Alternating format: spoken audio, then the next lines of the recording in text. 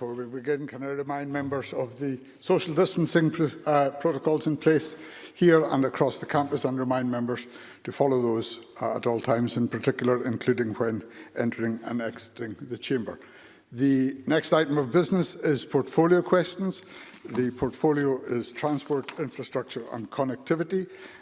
Ask members who wish to ask remote questions, supplementary questions, please to press their request to speak button, or there are requests to speak if they are remote. And can we start with question number 1, Richard Lyle. Thank you, Presiding Officer. To ask the Scottish Government what discussions it has had with North Lanarkshire Council and the Glasgow City region deal regarding dualling the A723 Caithin bypass. Cabinet Secretary Michael Matheson. Presiding Officer, the Scottish Government has committed to investing £500 million in the Glasgow City region deal to stimulate economic growth and create jobs.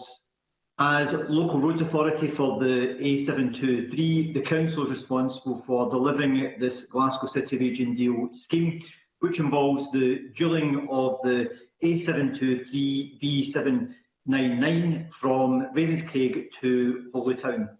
The Scottish Government is currently in discussions with North Lanarkshire Council regarding land ownership by Scottish ministers, which may be required by the Council as part of its planned A723 upgrade. Richard Lyle. I thank the Minister for that answer. Work was carried out nearly 2 years ago, in the main Glasgow to Edinburgh rail line to install a new bridge to allow this dualling to take place. Many of my constituents questioned this being done at that time. Does the Minister believe that joined up working should be paramount when suggestions have been made re future roadworks? Cabinet Secretary. I agree with Richard Lyle. It's important there is joined up working between agencies such as Network Rail, road management bodies and also local authorities, particularly when it comes to investment in strategic infrastructure in the way in which the member is referring to. The new Rob Royston station is a good example of that partnership working well, which was successfully delivered by rail partners at Glasgow City Council and Transport Scotland, and taken forward in a way that minimised any disruption to the A80 trunk route and also to the local associated roads. The member makes an important point about ensuring that there is appropriate joined-up working when it comes to taking forward projects of this nature. Question number 2, Neil Findlay. To ask the Scottish Government what its position is regarding free bus travel for all. Cabinet Secretary Michael Matheson. The Scottish Government will continue to provide free bus travel for older and eligible disabled people through the National Concessionary Travel Scheme. This will also extend free bus travel to all young people aged under 19 and residents in Scotland as soon as or as practical in the coming year. In addition, we are reviewing options for extending public transport concessions to people aged under 26, including assessments of costs and benefits to fully consider financial sustainability. The review will be completed by the end of this month, and the findings should be published early in the new year. Neil Findlay. Thanks. The Government resisted free school meals until political pressure and a social crisis forced its hand. When will the Government accept that the climate crisis is such that a move to free bus travel is not just desirable but an absolute necessity? Cabinet Secretary. Officer, public transport plays an important part in meeting our net zero commitment as a government and as has been set by the Parliament in the climate change legislation, which is why we're extending free bus travel for under 19s and why we're also reviewing the existing concessionary scheme for those under the age of 26.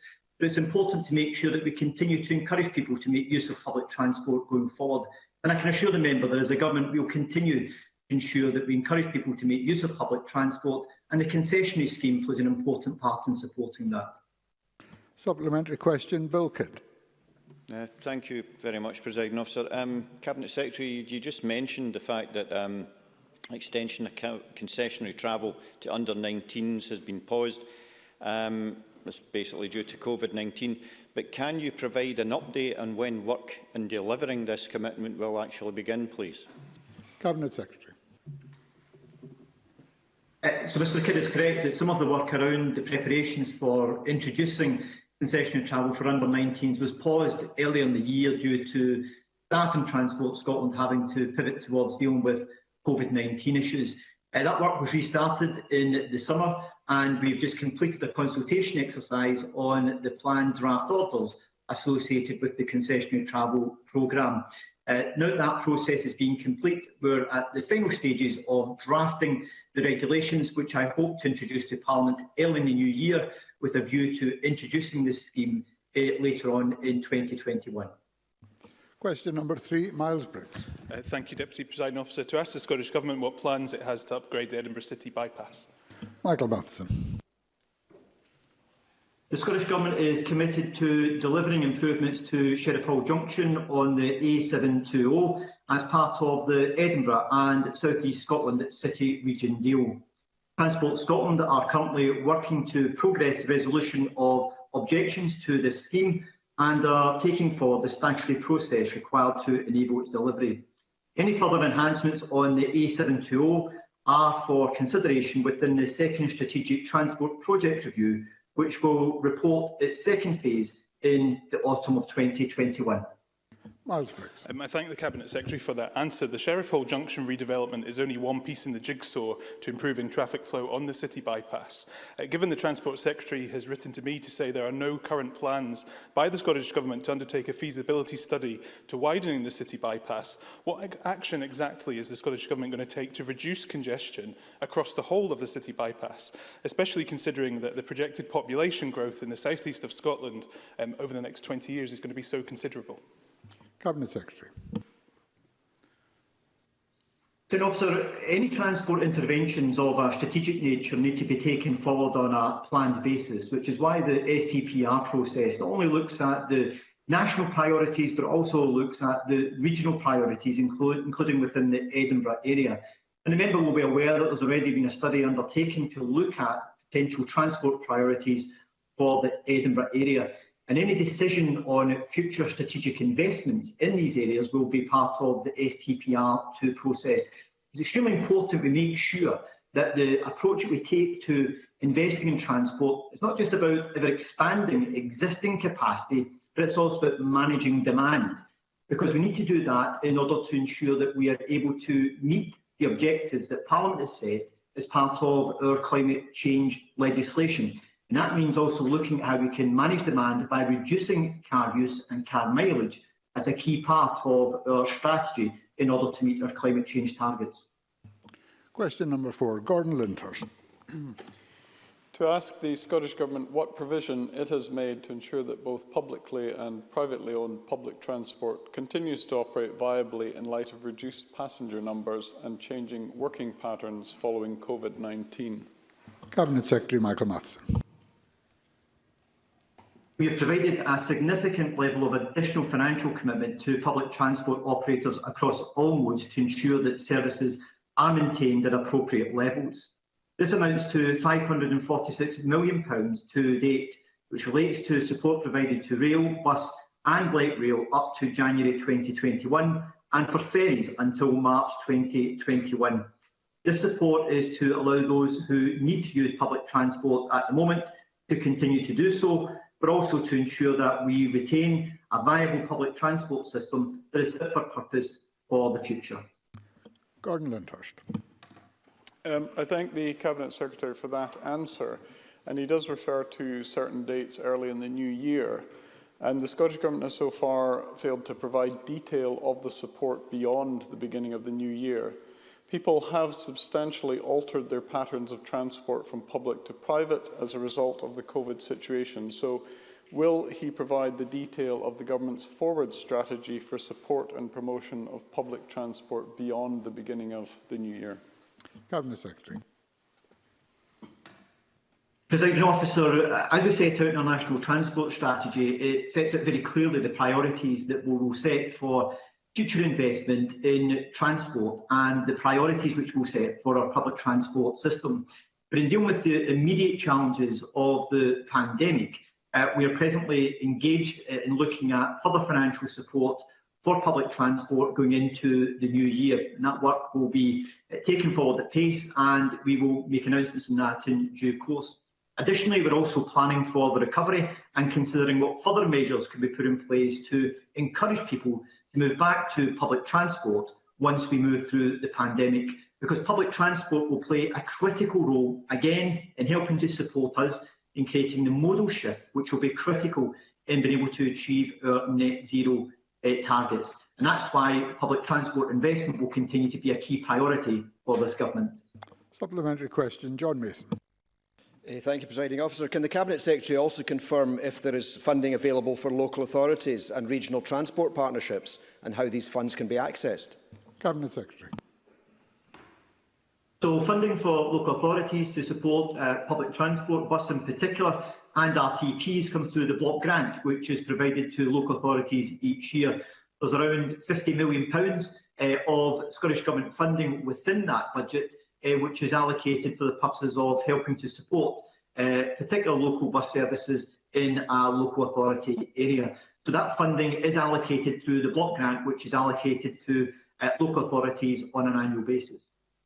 Further supplementary question, Colin Smith. Thank you, Presiding Officer. It's our key transport workers who have kept Scotland's public transport moving. So can I ask the Cabinet Secretary why the Scottish Government have blocked ScotRail from engaging in pay negotiations with their staff unions for 2020, not even next year's pay talks, but this year's?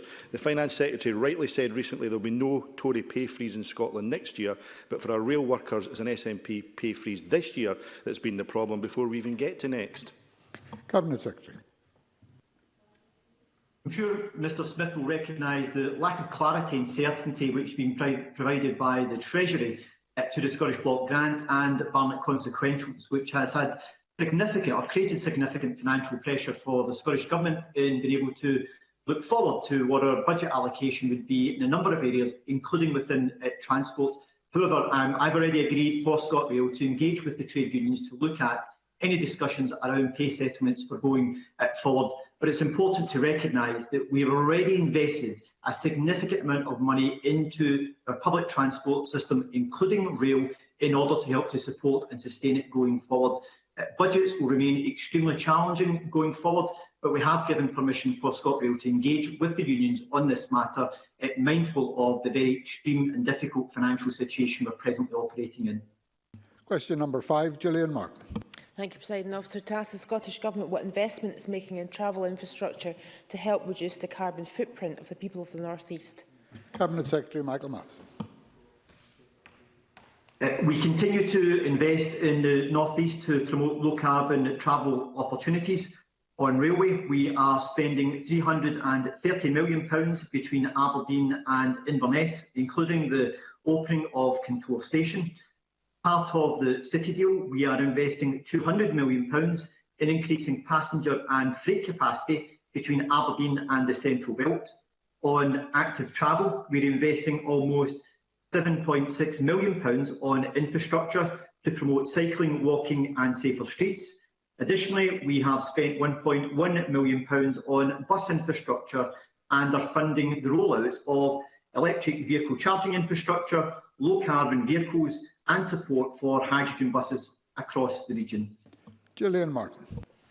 I thank the Cabinet Secretary for answering. I welcome everything that he has said there, and particularly the dualling of the track from Aberdeen to Inverness and the new Kintour Station. But the top corner of the North East continues to be without any plans for new railway infrastructure, meaning people living in the towns of Ellen, Fraserburgh, Peterhead, Turriff and Banff do not have the option of quick public transport routes into Aberdeen.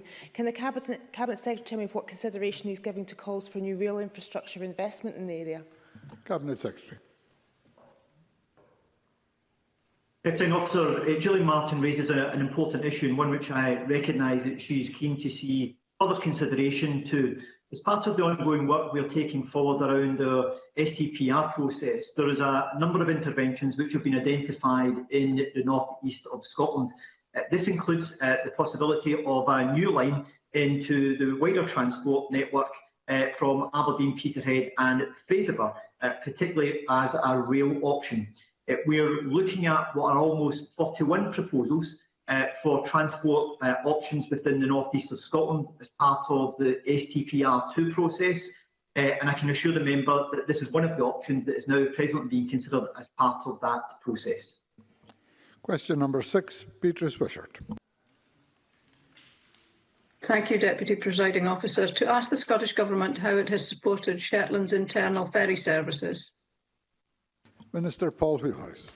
The Scottish Government recognises the pressures which can fall on local authorities in the provision of ferry services, resulting from arrangements put in place before the establishment of the Scottish Parliament in 1999. I was able to secure further additional revenue funding of over £5.2 million in the 2021 budget for Shetland Islands Council to support their internal ferries. This brings the total additional support provided to Shetland Islands Council on top of the local government settlement to over £15.4 million over the last 3 years, which is a significant sum in a challenging financial climate. Beatrice Wishart. I thank the Minister for his answer. Since 2018, the Government's repeatedly failed to uphold its promise to communities in the Northern Isles when it comes to the full funding of Lifeline internal ferry services. However, the long-term transport connectivity solution is fixed links, as the ambition of the Faroe Islands is demonstrated with further expansion of its tunnel network and an undersea roundabout. Can the Minister tell my constituents when this essential funding will finally be delivered in full, and will the Scottish Government show similar ambition as Faroe and bring forward real plans for fixed links here too? Minister Paul Wheelhouse. I'll take the two parts, Presiding Officer. The second part around the fixed links, I just refer the member to the fact that we're developing the successor to the ferries plan, which will be the Islands Connectivity Plan. Will go wider than looking at purely ferries. It will look at the issues around aviation and fixed links where that is sensible to do so. So I would certainly encourage the member, and indeed I've mentioned this point to Councillor Coots, the leader of the Shetland Islands Council, that would obviously welcome their engagement with that process once we get underway with the Islands Connectivity Plan. On the issue of funding for ferries, I would disagree in the politest terms with Beatrice Wishart on her assessment of the situation. I appreciate that the funding issues are significant for Shetland Islands Council and indeed for other island authorities that have, and authorities that have responsibility for internal ferries. However, we have provided additional support. I should stress that in addition to the money I mentioned earlier, the £15.4 million over the last 2 years and £5.2 million in the current financial year, the Shetland Islands Council receives funding through the grant-aided expenditure route to the tune of £6.54 million is the estimate. It's not ring-fenced, of course, but that funding is available for the Council to spend on its ferry service, which operates at a higher standard than the routes and services model at the moment. We are, I want to reassure the member, continuing to engage with Shetland Islands Council about the sustainability of its internal ferry service, and we've directed the Council, as other councils, to engage with local government colleagues around their immediate COVID pressures on those services. A supplementary question from Liam MacArthur. Thank you, Deputy Presiding Officer. As in Shetland, obviously the internal services, ferry services in Orkney are a lifeline to the islands, as the Board of Orkney Ferries pointed out in a letter to the Cabinet Secretary at the beginning of August. As a result of the collapse in traffic on these routes, they're suffering a loss of £600,000 a quarter, putting those services at risk. Support's been provided for Northlink and Calmac, as well as Glasgow Subway and Edinburgh Trams, who find themselves in a similar position. When can Orkney Islands Council expect to receive a similar approach from the Scottish Government? Minister Paul Wheelhouse. Well, we certainly recognise the issue that Liam MacArthur raises, and I fully acknowledge that there's pressures not just on the supportive services that the Scottish Government is responsible for, but those services that Orkney Islands Council and Shetland Islands Council are responsible for too. Transport Scotland has been engaging regularly with local authority ferry operators throughout the COVID pandemic, as I'm sure the member will realise. During these discussions, it was confirmed that local authority ferry funding pressures, as a result of COVID specifically, should be considered through engagement with COSLA as part of a wider ask from local authorities on COVID-related financial impacts. And I believe those discussions are still continuing with the Cabinet Secretary for Finance, and I hope that Mr MacArthur will be able to engage with the Council on that. Question number 7, Christine Graham. Thank you, Presiding Officer. To ask the Scottish Government whether it will provide an update on its winter preparedness for the road and rail network. Cabinet Secretary Michael Matheson. Whilst we know that severe weather will cause disruption, this Government has taken a wide range of steps to improve our resilience to the challenges of winter. to mitigate its impacts and to recover our transport networks, businesses and get daily life back to normal as quickly as possible. Plans are in place to cover the three concurrent risks for this winter: COVID-19, EU exit and winter preparedness. Total spend on winter maintenance service during 2019-20 was £14.9 million, and this represents a 10.4% increase from 2018-19. Christine Graham. Thank the Cabinet Secretary for his answer. Cabinet Secretary, my constituency has areas well above sea level in Gorebridge, Pennycook, Galashiels and of course at Sutra. And because of that, they are very susceptible to snowfall and icing. So to get to the nitty-gritty, if you'll allow the pun, can I be assured that my constituents that grit and gritters will not be an issue for my constituents these winter months? Cabinet Secretary. Sign officer, getting to the nitty-gritty, as Christine Graham has suggested, is an important issue when it comes to winter preparedness. I can assure the member that we have increased our gritting capacity on the trunk road network for this winter, so we have more gritters operating throughout the course of the winter period. But equally, it's also important that we recognise that our colleagues in local authorities have got significant plans in place to help to support the local network as well. So the member can have an assurance that we have invested in additional capacity. That is not to say, though, that there will not be points when disruption will occur as a result of adverse weather during the course of winter months. And it's important that for those who are commuting during these periods, is that they plan their journey and also consider whether there are alternative options to them in making use of the public transport network during the course of periods of adverse weather. Question number 8, Donald Cameron. Thank you. To ask the Scottish Government when it will provide an update on its plans to improve the A83 at the Rest and Be Thankful and the A82 at Fort William. Cabinet Secretary Michael Matheson.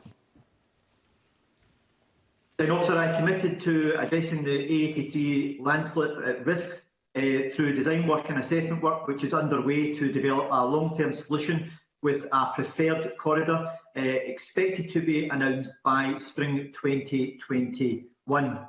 In the meantime, work is underway on 2 new roadside catch pits.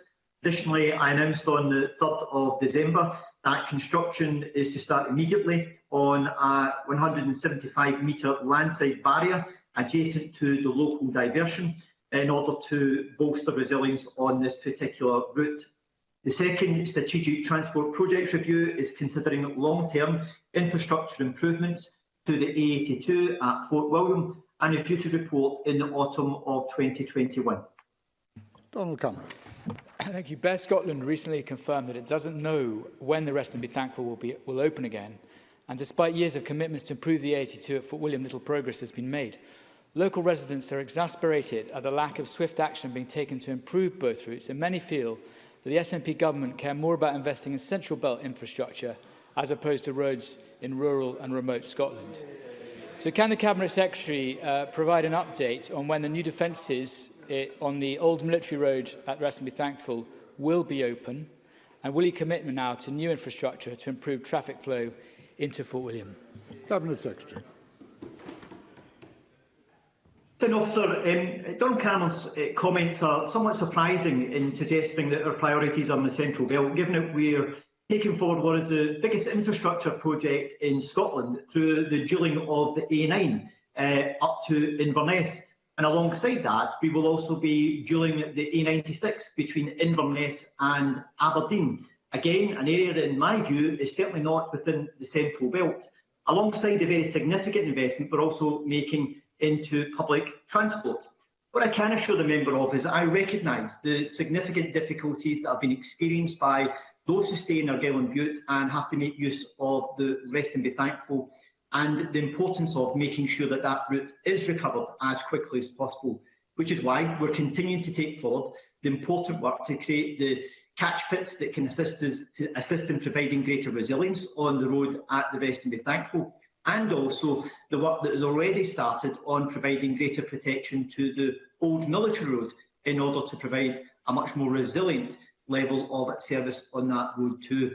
But equally, our commitment to also look at the alternative route, as I've commissioned the work to identify a permanent long-term solution to the A83 at Weston Be Thankful, and it will be in a position in the spring next year to identify what that route will be, and then to commission the work in moving it forward in the coming years. I'm sure the member will recognise that as a government, we're committed to investing in transport infrastructure right across Scotland, in the Central Belt, North East, North West, and the South East and South West of Scotland, to make sure that Scotland has the type of transport infrastructure it needs for the 21st century. Thank you very much. That concludes portfolio questions. My apologies to the one member who wasn't able to be called. We will move on in a moment to the next item of business.